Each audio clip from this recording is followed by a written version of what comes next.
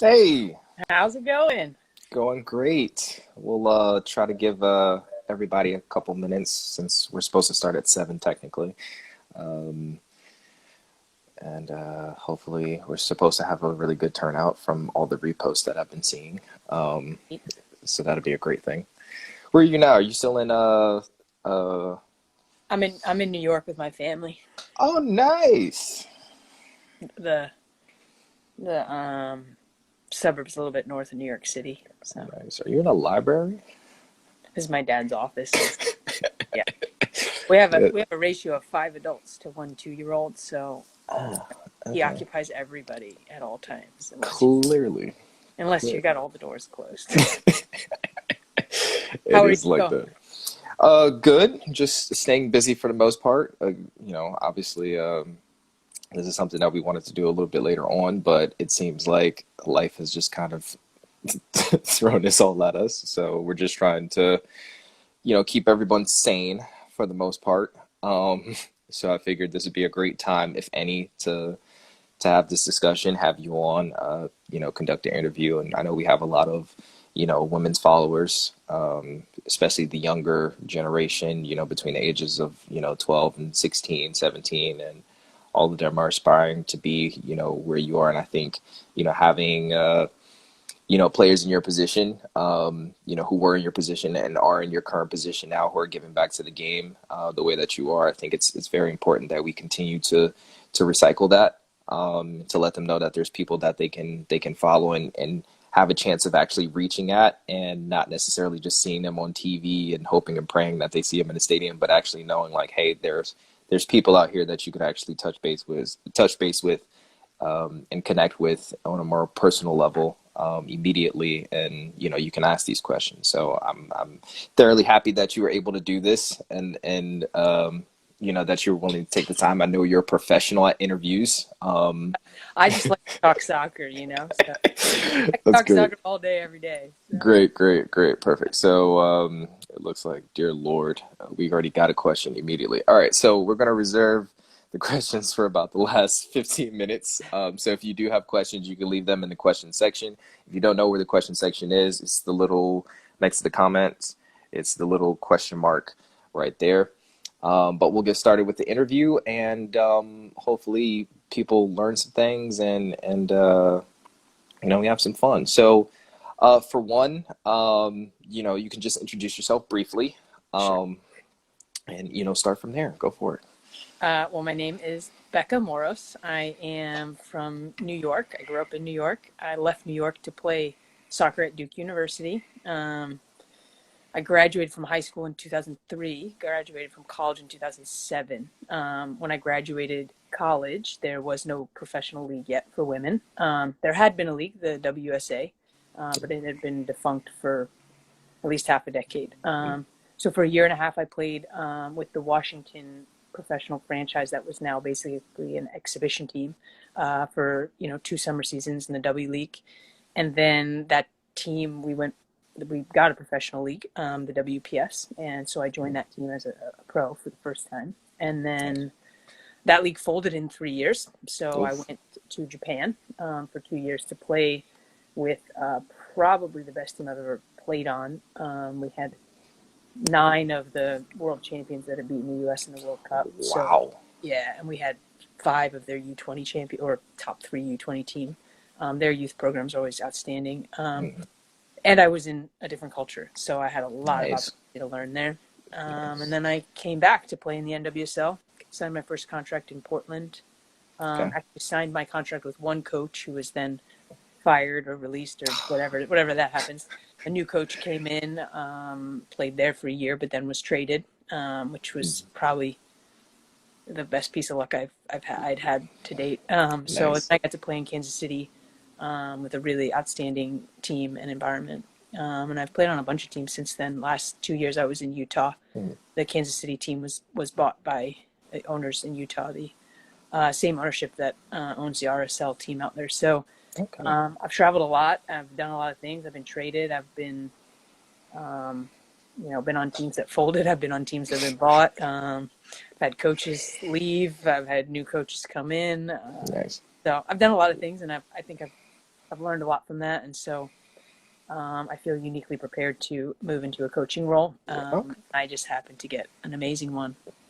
And Right, right, with Sky Blue FC. So, let's just take it back a little bit. Tell us about your time at Duke University. Was that your first choice? Was there another place that you really wanted to go to, but they didn't offer you enough for your scholarship? Like, bring us through that because I know there's a lot of younger players who are aspiring to play sure. for these top Division I programs, Duke, Stanford, all of these different places. Just tell us about your time at Duke. Well, I was looking at a number of schools. Hmm. I grew up in a very nerdy family. You know? Clear for the books. So school was really the most important thing in my house. Mhm. And so it was very hard for me to turn down a school like Duke that had the academic status that it had and the, ACC status for Division I women's Right. soccer. So Stanford would have been a good fit as well, and as well as a number of other schools. But UVA was one school I was really interested in, but they had brought in 8 players the year before I was being signed, so it was just bad timing. Right. And that happens a lot. So Yep. sometimes, you really do need to have a couple first choices. Hmm. Stanford had just changed over a coach who admittedly said he hadn't really seen me play. So that didn't appeal to me to play for somebody who really didn't know me and wasn't going to be excited about bringing me in. So Duke ended up being a really good fit. And when I visited campus, I just fell in love with it. Really enjoyed the players. But I think there would have been advantages about being at other schools. One of Okay. them being a student athlete was very difficult at Duke, and I didn't necessarily get to study the things I wanted to study Hmm. because I found it very difficult. I started out as a math major, and I found it extremely difficult to make up that work, having missed classes and missed learning it, Yeah. not know how to read, matrices and multivariable calculus out of a textbook Yeah. and make Yeah. it make sense. So I'm not sure math was the best choice for me, anyways, but I Hmm. didn't have the ability to study at that high of a level and play soccer at the level I wanted to play at. So I think at another school I might have had a little bit different support and maybe enjoyed Okay. the academic side of things as a subject matter versus Hmm. just the rigor of it. So that was a learning experience for me. Right. So I introduce us a little bit to the Duke culture. I know everybody knows Duke. It's one of the most prominent schools just ever in terms of their athletic achievements as well as, the academic prowess. Take us with that. What's the climate like at Duke? Like, is uh, it a high pressured situation? Is there an expectancy to win? Is there, what's the training like? Because I know that there's a fair amount of people who probably have Duke on their radar right now. So let them know what they're essentially getting into. I mean, Duke is an amazing place to go to school and play soccer. The coaching staff, which is still largely the exact same coaching staff I played for, Hmm. at least half of it is phenomenal. And they're super caring people. They want, you to have a good life in the classroom, a good life on the field, good social experiences, and be supported. So in that sense, it's a phenomenal place to be. And I was very, very lucky that I ended up going there. Right. Lots of people, you choose something you think is great and you get there and you realize it's not such a great fit for you, Right. and that can be just bad luck. Like, you can't know everything until you show up somewhere. So I've had some very good friends who end up transferring and find a really great place for themselves. So I think there isn't one way to do it, and I really loved my time at Duke. It is hard. The classroom environment's hard, and it competes with, your energy for soccer and your competitiveness there. Um, and so it can be a tough fit. But the soccer was a joy. The ACC is tough. It's really physical league. It's very athletic. Um, the professional game is far more interesting than college soccer. Hmm. And even club soccer, to be honest, has a lot more variety. Right. The conferences in college do tend to sort of trend in a certain direction, Hmm. and just they're hard in whatever way that they're hard. So, Okay. and the ACC is just a very physical, competitive, athletic league. Right. Who were some of the players that you played against in college that some of these players may know now, Well, if any? Heather O'Reilly was my year. She played Okay. at UNC. Becky Sauerbrun's my year. She played at UVA. I played. I'm trying to think who else would be very current right now. Um, Ashlyn Harris played at UNC. Ali Krieger played at Penn State. Carly Lloyd was at Rutgers. I know I'm missing people, which I feel bad about. But also, Nice. Which 34, which so there's a lot of right. young players Which now. funny Like enough, aren't isn't Carly Lloyd on your current roster? she is for sure.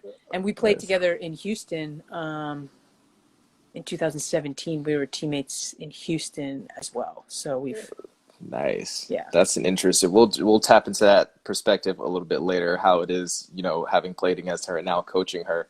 We'll tap into that a little bit later on. But let's jump into the professional game. Did you have any aspirations in playing professionally? Like, was that something that you wanted to do? Oh yeah. I don't even. I when I was a kid, there was no professional soccer, but you still kind of thought there was. Hmm. It's one of Right. those things where I think you have to have that passion and blind sort of maybe it's not blind, it's tunnel vision, very clear vision, and it could be total fantasy, and you've just got to enjoy that process. And I think that's the biggest thing, is that whatever level you make it to or not, Hmm. whatever your aspirations are, the fact that you aspire is the most important thing, and enjoying the process of pushing for something. You Right. can pivot that into anything that you decide you're passionate about or want to do in life. Right. It's a way of living, and I think soccer just happened to be that thing that I fell in love with as a kid, and I got lucky along the way and got the opportunity to take my potential, um, to the edges of its limits. So um, it's just a lot of things coming together in the right way. Okay, so take us through the moment when you realized you were getting ready to sign your first professional contract. Like, what was that like? And most importantly, who was it with? My first contract was with the Washington Freedom in DC, which is now the Washington Spirit in Yep. DC. The Freedom was bought by an owner in Florida, and so the franchise Freedom is owned by somebody else now, and so there is now a Washington Spirit. Okay. Um, yes, apparently those kind of purchases don't go away. They're Wow. yeah, but yeah, so it was already a home for me, DC, and I'd already been playing with about half the players that were on the team. Half of us went pro together, and then another half of the team was brought in from internationals Okay. or U.S. national team players, and so it was great. I mean, I was so excited. It was, amazing. Okay. Great. Great. So, you spoke briefly about playing out in Japan. What is the biggest difference between Japan and the United States from the women's side of the game? Um, I don't know if there's one biggest difference. Um, Oh, well, if there's a multitude of differences, by all yeah, means. I mean, so in Washington, I was fortunate to have basically, Japan's Mia Hamm on my team, Homari Sawa, and I saw her play, in practice the first day and was blown away. I'd never seen someone move the way she moved, touch the ball the way she touched the ball. It was beautiful. And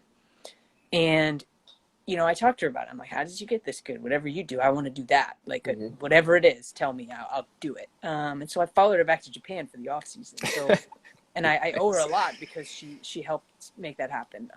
Because it couldn't have happened without her, and the language barrier was brutal. But so for 3 months in that off season, I played on a team in Tokyo, trained with them, did not sign a contract. Hmm. So I was off on the weekends to tour and travel around Japan. But those 3 months changed the way I trained, changed everything. And I grew so much. So when that league folded, I knew if I could get on that team in Japan, I was going. That was it. Hmm.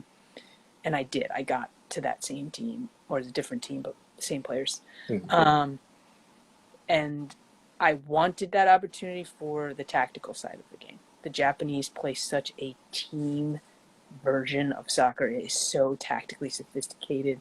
I mean, you have like 4 and 5 and 6 people moving and thinking ahead. And there's things that coaches tell you about awareness. That's one of Hmm. the coaches say you need to have awareness, and you're like, well, how do you train awareness? Because you'll Hmm. hear that for 5 years, and no coach will ever tell you, well, how do you actually train that? They'll tell you, oh, you need to just go play pickup, and you're like, no one's playing pickup, so how does anybody have awareness? Things like that, or you need to think ahead. You need to be thinking 3 plays ahead, and you're like, well, how do you think 3 plays ahead if you don't know how to think? Like, what do you have to do? And well, you got to play more soccer. You got to watch, and you're like, well, I'm playing soccer every day. How do you do that? Right. And so I got in that environment where that was there, and I just soaked it up like a sponge. It was like, oh wow, this is how you see both sides of the field at the same time. This is how Hmm. you awareness, change your body, receive the ball better, and Hmm. change your mind in the middle, and all this stuff. So I would What say the was, tactical side sorry was to the cut you off, but yeah. what were some of the things, some of the techniques, some of the training methods that the Japanese use in order to build that awareness? Was it more so just teaching tactical positioning for all players for the team collective? Was it individual training? Because I know more than likely there's going to be a number of players who are going to inquire about that at some point in time during the Q&A session. So we can touch base on that briefly. Um, a lot of the stuff they do is similar to the stuff we do here. It's just the emphasis of it and the standards are really different. Mm, So, like playing 4v2 in Japan is not like playing 4v2 in the United States. We would play 4v2 every day when I was there for 2 years, and you'd get like 21 passes. And that was like happened. That was like the penalty. It wasn't like 7 or 9 or 10, it was mm, 21. Um, sheesh. it was achievable, like it was expected. And a lot of that has to do with the nuances. So, not looking at someone before you pass them the ball, playing the ball slower than you think, um, approaching somebody instead of spreading out. So, like you spread out because you think if you pass someone, you back out, you're making space. But really, what you're doing is you're eliminating all your passing lanes. So you step into passing lanes instead of backing out, which is getting closer to defenders instead of getting farther away from them. So there's like a lot of those little things that we kind of train the exact opposite way here because we're trying to isolate 1v1s, these Hmm. big high speed 1v1s. Right. And they're trying to break you down with 2 and 3 people moving off the ball. Um, and generally no 1v1s. You have good covering defense, so you don't have any 1v1s. You have, Hmm. teammates making runs, so you're not in a 1v1. And so, I mean, that would be a major aspect of it. I was on a professional team, so I didn't see what kids do Hmm. specifically. I didn't see the technical training that 10-year-olds, 11-year-olds might be doing. But their body control, like they are in control of their body. They do not run off the end of the field. They are not sliding and going crazy. Like they look like little adults running around with all of this body control. Um, Very nice. I don't know how they do that. It's just so different. Very nice. So, obviously, you were in Japan. You said that you played with about, seven to seven, 8 or 9 of the World Cup winners. Um, what was their presence like on the field? Did they have a particular glow? Was their touch more advanced than everyone else? Did they seem more calm than everyone else on the pitch? And even just some of the national team players that you played with or against, who play under the U.S. national team, was there a significant difference between their level, their understanding of the game, their speed of play, than players who didn't essentially have those opportunities to play for the national team? Definitely in Japan, the U.S. has a little bit more specialization in their players. We tend to pick players who do something best, whereas in Hmm. Japan, players are very complete. Um, and it's style wise, that's kind of just when you're playing team tactics and everyone's got to be on the same page, everyone's got to be good at everything. And so here we tend to have people special, like, Abby Wambach is a great example of someone who's very specialized and had an amazing career in the United States. Um, there's different. I played with Abby for a bunch of years as well in the U.S., but so there Nice. are major differences, culturally and in the styles of the players, the U.S. domestic national team or American national team players and Japanese national team players. But yeah, I mean, they were phenomenal. It's the best team Japan's ever had, by far.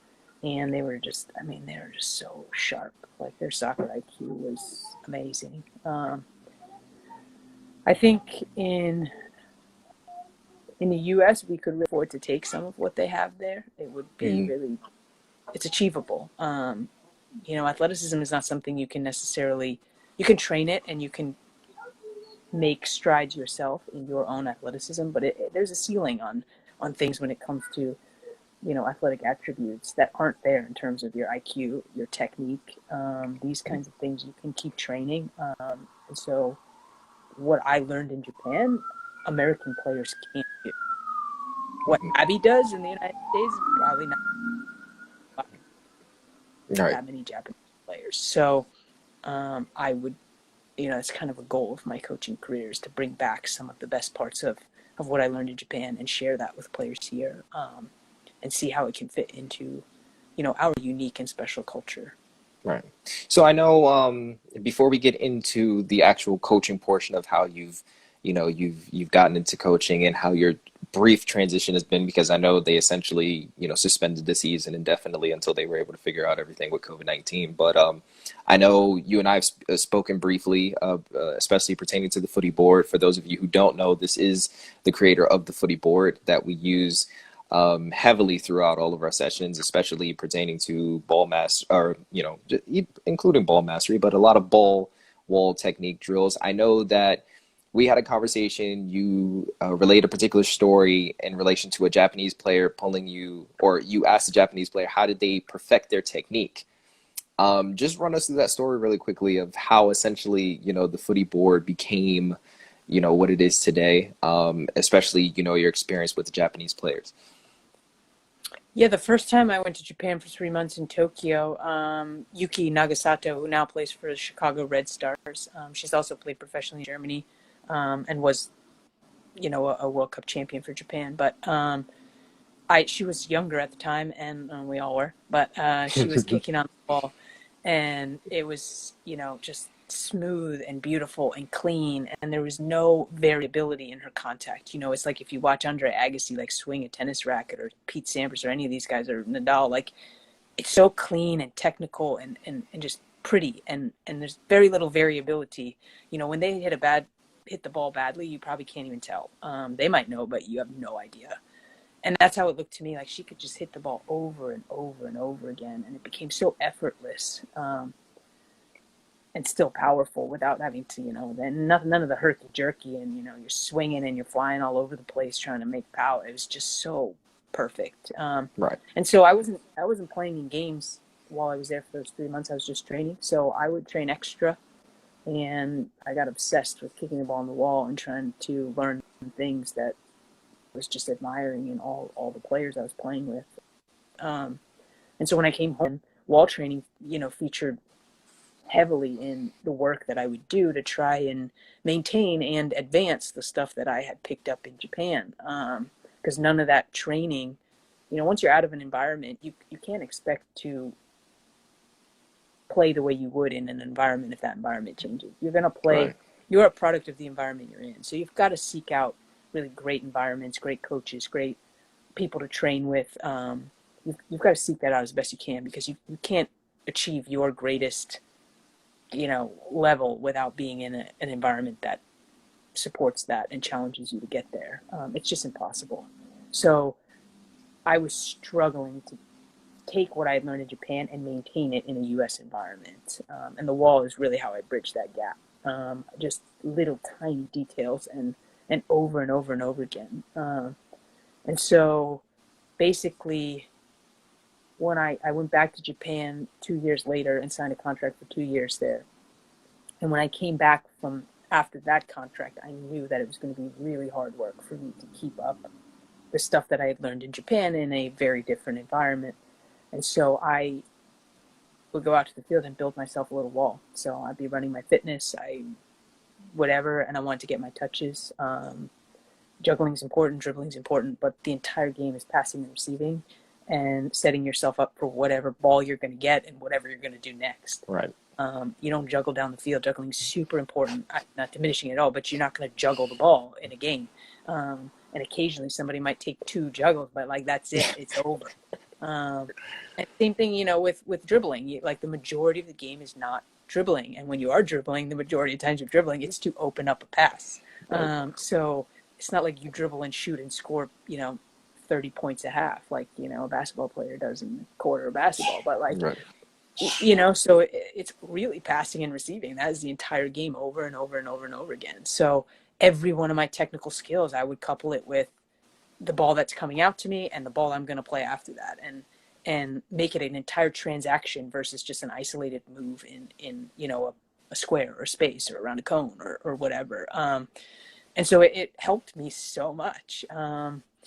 And I wanted to be on a real field, so I didn't want to be, on a concrete wall at like a schoolyard. And I didn't want to go run and juggle and do all that stuff on a field and then go find a new place to, Yep. So I started building my own wall. It was a mess. It was little pieces of all kinds of stuff, and I carried half of it in a backpack, and the other piece was, reclaimed wood under my arm. And eventually I figured out, oh, these are the best angles, like period. And I figured out this is the best way to make it as tight as possible. And then I hired a designer to make it look like what it looks like now, because it was a mess. But I also started training kids with the footy board, and that's when I really thought, oh, hey, maybe someone else would want to use this, because kids learn so fast when you put them against a wall. Because if you're passing with someone else, what you get comes from them. It's generated by somebody else. So if you're coaching a kid and the ball's bouncing and you play it back and you tell them to take the bounce out of it or make it roll or keep your pass on the ground or whatever you say, you still give them a ball on the ground. So they don't feel what it feels like to get their own pass. You put them on a wall and they bounce it at themselves, and they're annoyed that it's bouncing as well. And if they hit it too hard, so it comes back and hits them in the shins, they're like, oh, that was too hard. So then they hit it too soft, and they're like, oh, that's too soft. So within 3 passes, they're sort of already negotiating a perfect pass. That's it. And you're both sides of the pass. So if you're making a pass in, you're also so it's just the number of repetitions is absurd. I mean, it's so underutilized and so valuable. You can do more in 10 minutes than you could do in 45 minutes of technical work in a different way. And so that just became a huge part of my training. And then we managed to figure out how to put an upward angle, on the footy board. So now you could trap a ball out of the air, which is huge. Being able to track a ball, basically what your eyes do when you're getting a ball out of the air, like your eyes skip along as you're doing something. So they don't track smoothly, they skip. So the bigger your head has to move, you get more little like pictures like that. So training to be able to lift your head and back down and still trap the ball properly, because it's not like a hand-eye sport where you can watch the ball into your hands the whole way. There is a point where you're up and you don't see your feet, and now you've got to get back to your feet.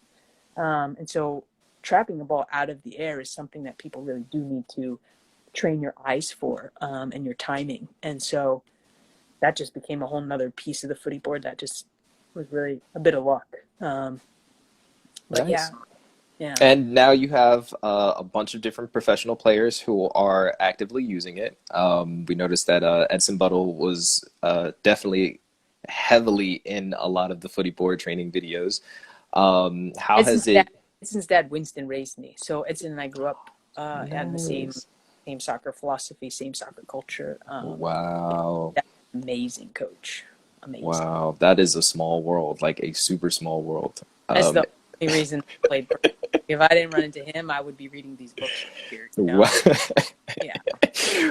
He would read these books too. He's extremely smart, but Nice. these books are pretty mundane. Nice. Excellent. So what has the response essentially been like, one from professional players using the footy board, and then two, from trainers, coaches similar to myself who obviously how I feel about the footy board. I'm a definite advocate for it.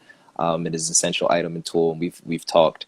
We had a 2.5 hour talk in Baltimore when you came to the convention about the perks and benefits. So I'm definitely 100 for it. But just the response that you've gotten from professional players as well as other coaches that you've sent it out to, what has it been like? I mean, we've had a tremendous amount of positive support from pros. Hmm. Mainly, like on the men's side, it tends to be USL players because they are not as resourced as the MLS. Nice. So they do a lot of training on their own and coaching. Mm. Whereas I think with the MLS players, they do have a ton of resources and the facilities are pretty robust, and they're training longer seasons, so they don't have as Mm. much of an off season. Right. Female professional players, we do have a pretty hardy off season, so players do learn a lot about training themselves and how to develop, and so a lot of those players reach out for footy boards as well, or reach out to me to ask about how best to use the footy board, or you know I don't know, a variety of questions and things. So, and I coach a few pros in the off season. A lot of professional players live in Portland, which is where I've lived for my last 5 off seasons, because Nike and Adidas are there, and other reasons as well. But yeah, so a lot of pros really get into it. I think professional players are easy sell because everyone knows the value of training against a wall. Everyone. I mean, the players right now that are all self-quarantining are going to the wall to train, I mean, they Yep. have to. Like, you can't juggle and dribble through cones and do everything you need to do. Like, you just have to get a wall. And so they're using rebounders or footy boards or the wall or whatever it is to get their touches in. Um, so yeah, I mean, it's really valuable. I think coaches are also a pretty good sell, in terms of like they understand the concept of wall training. And I've had a lot of coaches, because as long as if you're coaching individually, you can play in two directions. Like the player can play you, you can play them. But as Right. soon as you add the footy board in it, you have a whole nother direction you can play in. So you can work on turning and playmaking and a lot of different things. You can also be taking sort of shorter balls off of the footy board and hitting long balls. So you can kind of change your distances. You can be shooting, so you could be kind of mock defending. So sometimes I kind of approach a player like I'm the defender, and now Mm. they're playing off of the footy board. So now you can use the footy board and simulate a defender yourself. And then if you add a few more players in, I mean, it's just like there's so many different things you can do. I did some weaving patterns with Taylor Lytle and Diana Matheson out in Utah that were just a ton of fun to try to figure out your timing, and you're all watching each other. And the footy board kind of becomes that grounding, you know, pass where everything has to be timed and move around, because the footy board's not going to help you out and move for you. You've got to be perfect. Right. Um, and then the other thing is it catches all of your garbage. When you miss, you don't have to chase it. It's like right there, you start again. Like, so if you really want to try stuff, it's so nice. Like, I mean, We what it's literally like to have, yeah, we not literally get have a garbage. running joke in training, where we call it a touch check, a footy board touch check. So anytime you play a pass and footy board just decides, nah, that pass wasn't good enough, it will just go flying somewhere else, and we'll just yell out touch check, just Yeah, just because it footy board. Our phrase that we like to use, and you can patent it if you want to. Footy board keeps you honest. it does. It really does. Right. Yeah. So continue if. No, I mean that's it. The professional players and the coaches have been really Hmm. easy sells. Obviously, for individual users, I mean it's super light. That was kind of our top priority, was that it needs to just be able to throw in the back of a car or your trunk, Right. and that you can carry it the full like across a field comfortably. Which is why we kind of put a padded handle on it and things like that, just so that if Hmm. a kid carrying it, it's not like it's 13 and a half pounds, so Right. it's pretty light. But yeah, I mean it's kind of parents wanting to take their kids to the field or not, Right. or letting their kids show up a little early to soccer practice. So maybe you have soccer practice, you've got an extra 20 minutes before training, and parents just bring your kids to training. Like, bring the footy board, bring them to training, let them get all the same touches that I would take before I train. Right. Let them have them. And it really fosters ownership of your development, which is another thing. You can learn more on your own than you can learn in some environments. And so to Right. not take advantage of that, if you have a dream, if you have something you want to achieve, to not be doing the piece that you could do on your own, when it might be better for you than something else anyways, um, it's kind of silly. Right. So simple. It's right there for you. Like, it's just silly. Just if you want it, do it. Like, you Right. can. Yeah. Okay. So before we head into, more so the last conclusive topic, before we get into the Q&A, because both of us know that we can sit and have this conversation for hours Yeah, and hours on end. Um, and I mean, it's not like any of the viewers have anything to do anyway, since we're in quarantine, but we still want to keep it in a traditional interview format because I know Instagram Live normally cuts off at about an hour in. Um, okay, so can you just touch on briefly as to, I know a lot of people always inquire, why is it so expensive, sure. et cetera. So can you touch just briefly based on that to give people an idea why? Specifically because I know a lot of people are going to now, head over to Footy Board as well as Sure. give them the information to where they can, find the Footy Board and be able to purchase it. Especially during quarantine, it's the perfect time to get you a Footy Board and be able to get your touches in. But yeah, just touch on that briefly so we can, you know, Yeah, the footy board now sells for $225. Part of the issue is that everything on the footy board is high quality. I'm still using the first one we made from 4 years ago. It doesn't work any differently than it did on day one. So we don't have a product that has any, planned obsolescence or that's going to break down on you. Um, and that was really important to me because had there been a better product out there, I wouldn't have made the footy board. I would have bought someone else's because I wasn't trying to invent a product. I was trying to train better. So training better was a number one priority of the footy board. The other thing is it has to be portable. So it can't, it's got to be a very specific kind of material to be rigid enough to give you a rebound, but light enough to be very, like, easily portable. Um, and so that has some design challenges. But I mean, when I first made the footy board, I went in like, hey, talking to business people, I was like, I want this to cost $50. And they were like, yeah, right. Like, not only will you not make $1 off of it, but you will lose money, like, from that, like, forever. It's like, oh, okay, well, how much can we make it for, And then you realize, like, we also pay for your shipping, and that's also expensive, and we warehouse and fulfill them, so that's also expensive. So we actually don't make any money on the footy board, and we won't for a while. So it's not priced it could be a long time for all I know. It's not priced that way in order to gouge people. It's just actually a reasonable price for the quality of the product. We also replace things, so, like, I don't think anyone's ever broken a footy board. I've never heard of anyone breaking a footy board. we have tried. It hasn't worked yet. Thank you for trying. I actually, the first thing I did was I sent one down to Duke, and they left it out for an entire year. It never went inside. It sat on the fence, and it was after an entire, like, a whole year, winter, everything, and eventually one of the straps wore through. I don't even know if it wore through at the bottom where it actually gets used, or if it just crapped out. But that we can replace.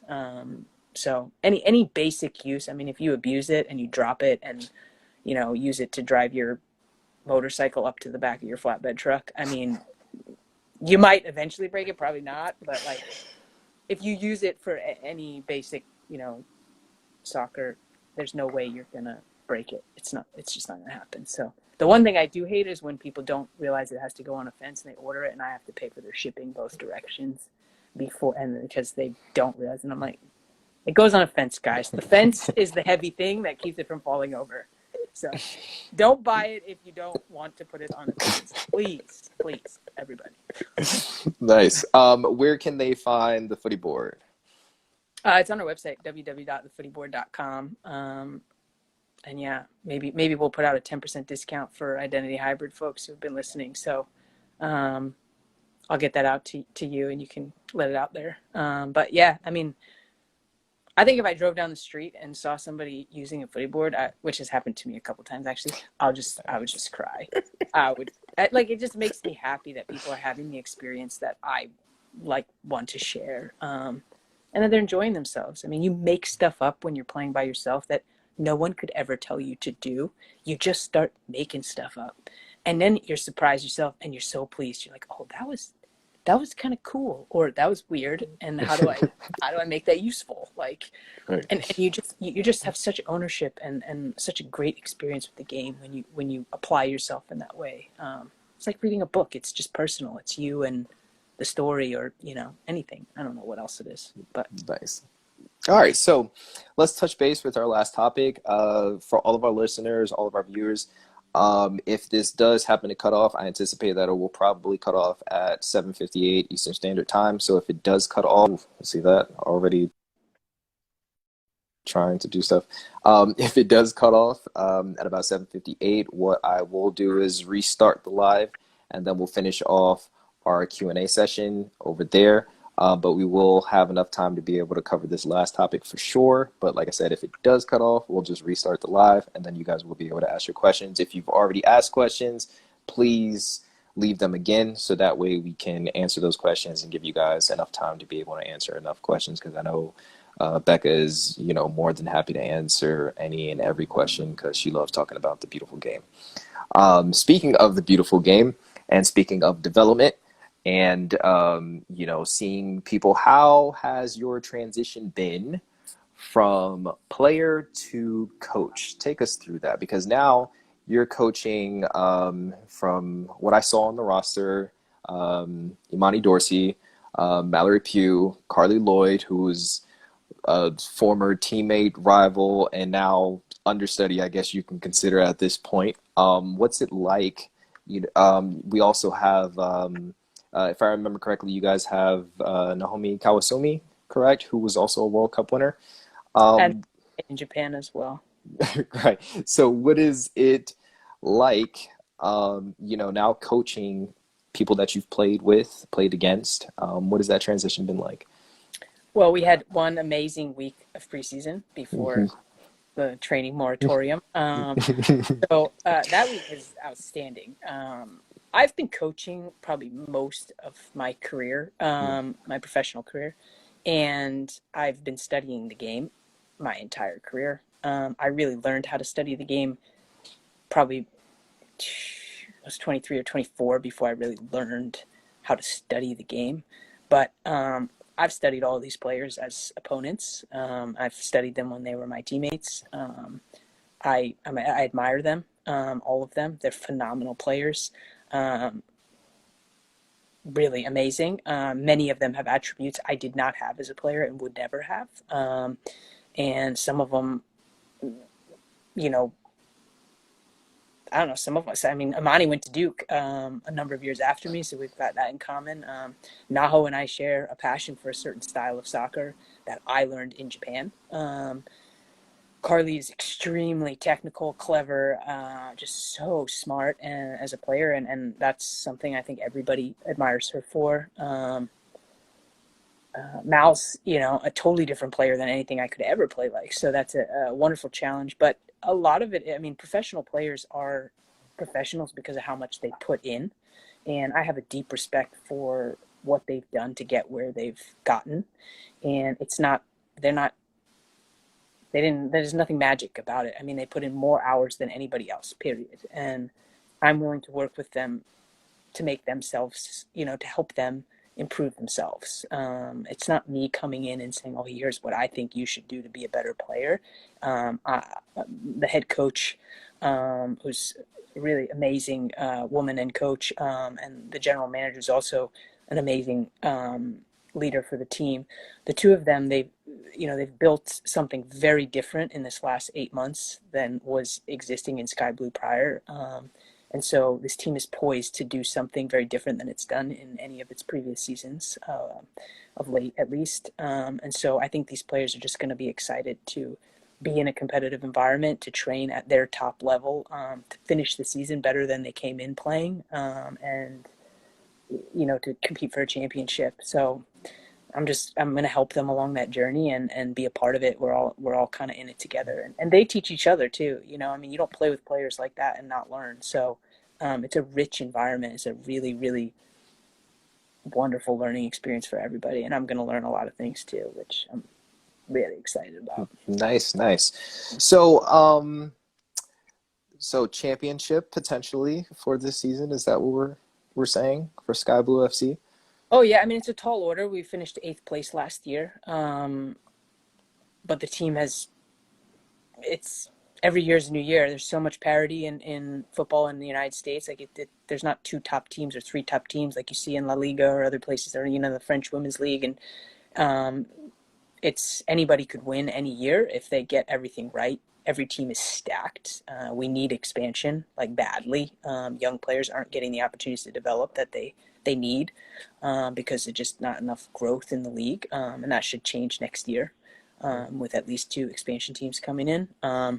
But yeah, I mean, our team is as talented as any of the other teams, and the players are, yeah, I mean, they're itching, they're motivated, they've got all this stuff, and now everyone's, really itching to get going again. But Right. yeah, so I don't see our position being any worse than anyone else's. But we have our challenges, and it's not easy. Only one team wins, so 8 teams go home, and we'll be disappointed. So, but we're going to do everything we can to be in that race at the end of the season and competing. Okay, so um, I know you mentioned that a lot of the younger players weren't necessarily getting the shine or opportunities that they could potentially be getting, hence the need and necessity for expansion. And we also talked about talent as well. Who is one player that you're really, really excited to see become the next big face currently? Somebody that you avidly watch and you're just like, you know what? That I would player right there. never, ever answer that question. Oh, I thought this was going to be a First of good all, one. I have too much respect for the fact that the person you think has the least chance to do something might just be like,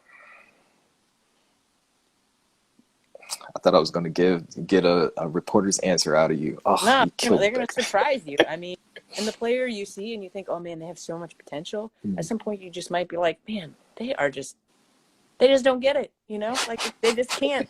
They don't get it.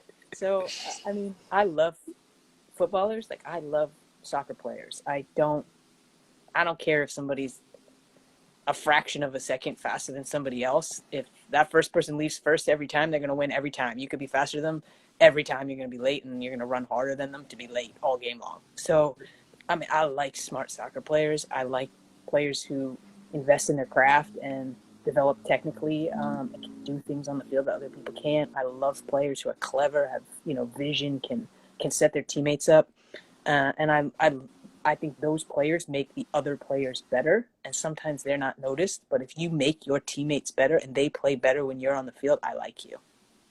So we'll There, find out. I mean, I don't know. These players are all amazing, so any one of them could surprise me or fulfill what my expectations are. very great political answer. I love it.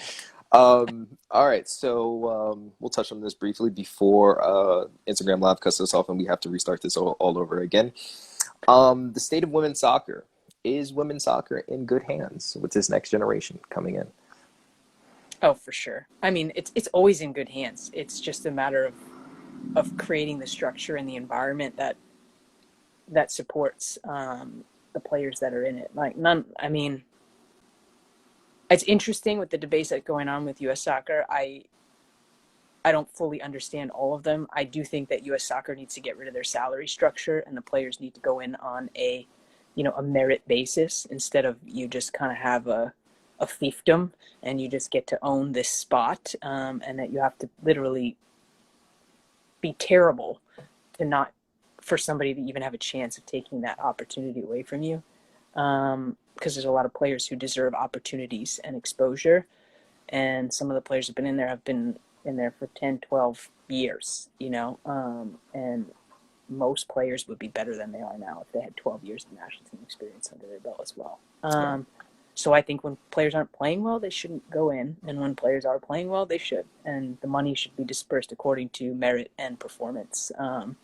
And I think performances in the league should determine whether you get opportunities in. There's some people who somehow manage to play for the national team and they never play well in the league all year. I don't know how that happens, but it does. And it's not a competitive environment in that sense. But with that said, I mean, these are phenomenal players. They should be supported by the federation fully. They've won so much and done so much for soccer in terms of giving something that fans can see and have pride in and support and be passionate about. And so I give them a ton of credit. And when you say them, it's ridiculous because it's not a generic them. They're very specific people, and they've done a lot individually and collectively. So, Yeah, I mean, I don't know what else there really is to say about U.S. soccer in that sense. Social media is the thing that's put women's sports at a tipping point where it's being followed, because in the past, you had to make the cover of ESPN magazine, or you had to be on Sports Center, or you had to do something to get seen or noticed, and no women got those jobs or roles ever. And so, okay, if Gatorade doesn't want to endorse you, that's no problem. You can still have 150,000 people who want to know what you're doing today. And so that's helped women's soccer in a huge way, really massive. So social media, with all of its drawbacks, and distractions, and that kind of thing, has been really big for women's sports, and probably other marginalized groups that I don't identify with as much, but creating communities that are really, you know accessible to the people who want to be able to access them. Right.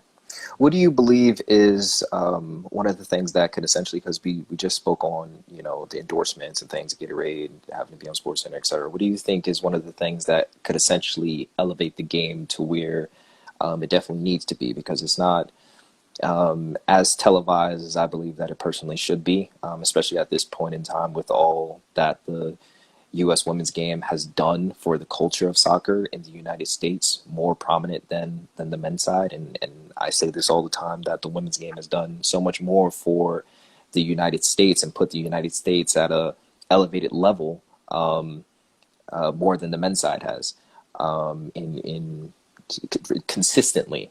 Most importantly, like, they've consistently elevated the game. What do you believe is one of the things that is, or it could just be a multitude of things, but what are those things that we need to put in place in order to be able to tip the scale and be able to say, this is a necessity, we need this, we need to be televised, we need to be showcased, we need to have, these people shown and seen, because I see more girls teams than I see boys teams in most instances. And the fact that we don't have essentially that media template yet, that stick in media where it's like, yes, this is where you go to view all NWSL games. This is where you go to watch all international games. That platform, what do we need? It's getting better and better, by far. And the other thing is that the stadiums are getting bigger and better, so the camera angles and feeds are much better. If you watch an MLS team in a high school stadium, you're probably not going to have the experience that you think you'd have. So it's just, part of it is the environment, and it's where the cameras are set up. But you just can't play in small stadiums with small feeds, and you can't see the players on the field. The cameras can't pan the right way. I mean, it's just very difficult. I mean, I've had players not want to watch games of themselves because the camera angles are bad. So Sheesh. you're trying to sell fans on stuff like that, and that's just the way it had to be for a certain amount of time. Now it's not like that. Most of the teams are playing in professional stadiums. So at least half of them are the same as the men's stadiums. So the camera feeds are great, um, and you can just, you can't really tell right away that whether it's a men's team or a women's team Mm, until you kind of pay enough attention to see that, oh, those are women. But the camera doesn't give that away, and you're not getting these weird angles that are just don't show you the game very well. So that's helped a lot, and you can see the highlights from around the world very easily. You can follow all the clubs that you want to follow. The Spanish league is just picking up steam really fast. So is the English league, and they just have great teams. They're putting resources into it, and so like the content that they're putting out is great. I don't know if there's one hub where you can watch a lot of European games or other leagues. I really don't think there is, but I know our league has advanced its coverage every single year. It's improved, and this next year, with CBS covering some of the games, especially the championship game, there'll be a lot of there'll be more TV coverage than we've had before. Um, but yeah, I mean, the environment is such a big part of it. Like, you can't. I was shocked. We played in Kansas City in a small stadium, and my opinion, at the time we had Lauren Cheney on the team, I would have thought every girl playing soccer in Kansas City would have wanted to show up that small stadium and see Lauren Cheney, see the sweat on her face, like see her yelling on the field, see the decisions that played. I'm like, how could you not want that learning experience? But people didn't think of it like that. It'd be like if you could see Messi in a tiny stadium and just be like right there, like, would you not die? You'd die. You'd be like, oh my God, this is the best thing that's ever happened to me. But then the same people would go see the national team play in this giant stadium where you can't see anything. And I'm like, how could you have these players in your backyard and not go look at them? And then you're going to drive an hour and a half or whatever it was to St. Louis to watch them in a giant stadium where you can't see anything. Like, you can't see them. You don't know if they're bad, if they're happy, if that was good, if that was bad, if they're talking to this person, if they did a little head fake or threw their eyes one direction and sent the defender. You can't see that. But in a small stadium, you can. So I think the environment sells a lot of, the interest level. And then once you create that environment, people realize, okay, I want to watch this. But not everyone's studying the game the way I would or you would, and realizing how amazing the opportunity is right in front of them. And parents don't realize it, which is like mind blowing to me. I'm like, I think any adult should be able to process that. Like, I'm gonna watch this game on TV, or I'm gonna watch this superstar right here. Right. So essentially, what you're saying is that we definitely need to be supporting, and when I say we, I mean both male and female need to be Oh yeah. supporting the women's game, meaning going to those local games, the stadiums, putting a reminder on your your phones or your calendar that whatever your local city is, whether it's Washington Spirit, Utah Royals, Portland Thorns, just going out and supporting those teams, trying to fill up the stadium as much as possible, because that will essentially have the impact that we're looking, that ripple effect. People will start to take notice, and this is just my personal opinion, that people will start to take more notice, and be more willing to invest, more willing to endorse, more willing to showcase, cover, because at the end of the day, it's also business as well. It's about numbers. It's about attendance. But I want you to touch on that because obviously you're a part of the women's game, and I'm just one of those Bleacher Report commenters who sit there and argue with people over and over and over again, like, no, this is what it needs. No, smaller goals, smaller field, bigger field, and all that ridiculousness. So please touch base on it so that way we can educate some people on what is actually needed from the women's perspective, because that's the perspective that actually matters. I mean, just go give it a shot. I think one of the things that happens is environments and stadiums are created by young adults. They're not created by dads and moms and children. They're created by young adults. So go out, have a meal with friends, go to a game, go out and have a meal after the game.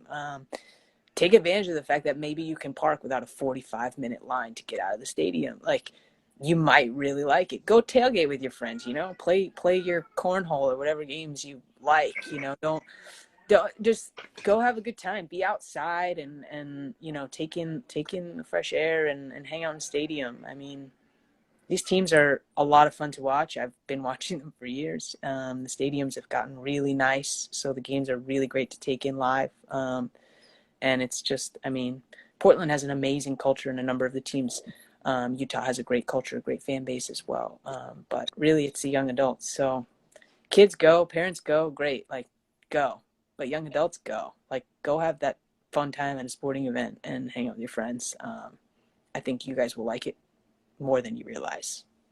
Nice, nice. So we are getting ready to get cut off from the Uh, live. So what we're going to do is we're going to end this particular call, or this particular part, and then we're going to jump into our Q&A. So for anybody who's already asked questions, I noticed that there were a couple of questions asked. I have not had a chance to write them down because I'm trying to be a professional interviewer. But if you can please oh resubmit no, those. I don't want to lose any of those questions. Right. I screenshotted them, but we'll see how that goes. But we're gonna jump straight over. So please connect with the next live that you see pop up. Ask your questions in plenty. Try not to be too aggressive with Becca. Okay, she's a gentle soul. Okay. But What definitely are the questions? I have no idea. So, It's okay. So we're gonna switch over. But thank you guys for tuning in for this portion. This is now the Q&A portion. So anything that you want to know, unless she gives the political answer like she gave before, is open doors. All right. So we're switching over now. Thank you guys.